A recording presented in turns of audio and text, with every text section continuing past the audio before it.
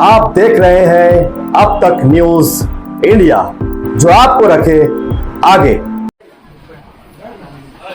आज रजिस्टर अंजुमन मुस्लिम शाह बिरादरी की पहली ऑफिस का इब्तिदा मालेगांव शहर में अमल में आया जी। इसके मुतालिक आप क्या कहेंगे?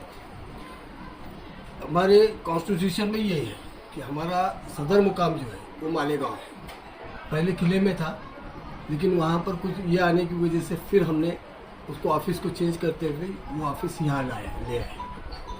पहले से मालेगांव मुकाम में ही हमारा मरकज़ है।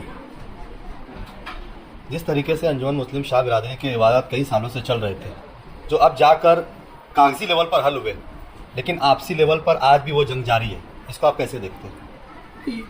कुछ मुफाद परस्त लोग अपने मुफाद की खातिर या पॉलिटिकल स्टेटस को बढ़ाने की खातिर बिरादरी में निफाक पैदा कर अपने आप को आज भी वो ये समझते हैं कि हम बरतर है, और उनकी बरतरी दिखाने के लिए उन्होंने बिरादरी में तनाज़े पैदा किए हुए हैं। तो ये तनाज़े हम तो चाहते हैं दूर हो जाए, लेकिन जो मुफाद परस्त लोग हैं वो दूर करने में उनको दिलचस्पी नहीं है। अब मिसाल के तौर पे मैं आपको बता देता हूँ कि ये सो कॉल्ड मालेगांव के सदर बने थे। सदर बनने के बाद इनको यहाँ की कांग्रेस पार्टी ने उस वक्त कॉप का मेंबर चुना था, बिरादरी के बेस पे चुना था। इनके कोई जाति ऐसा पॉलिटिकल इनका कोई स्टेटस नहीं था कि जिस बेस पर इनको सदर उस वक्त बिरादरी में इतिहाद था, वो इतिहाद की बुनियाद पर चुना गया था। वो तो बोल रहे, वही बोल रहे ना, इतिहाद की बुनियाद पर चुना गया ना।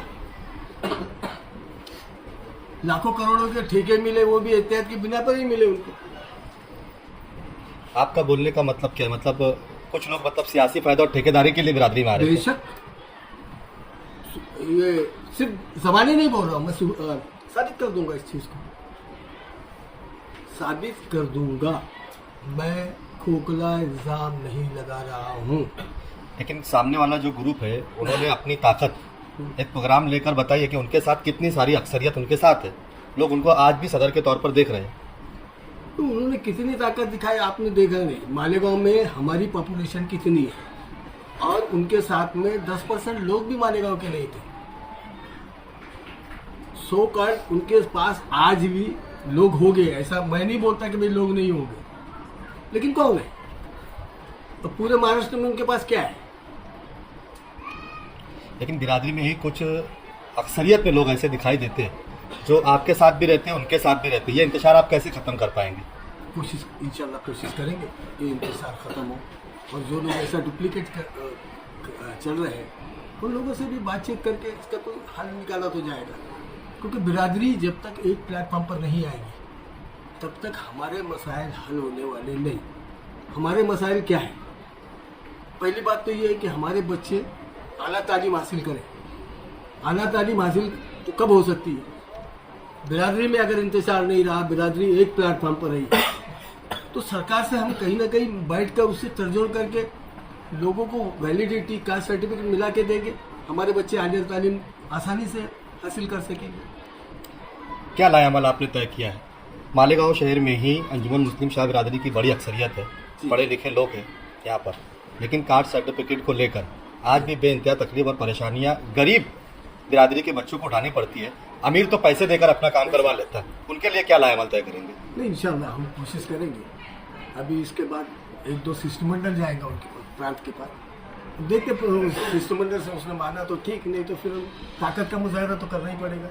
नहीं, हमने खुद प्रांत साहब का एक इंटरव्यू लिया था, जिसमें उन्होंने कहा कि हमको बंद का कोई भी आदेश नहीं है। बिल्कुल नहीं है। हमने कहा बंद है, हाँ। लेकिन बिरादरी में भी इस प्रकार की बातें कि बंद है और बंद के नाम पर मतलब सियासत राजकारण होता और पैसे वालों का काम बराबर होता। इसको कैसे खत्म करेंगे?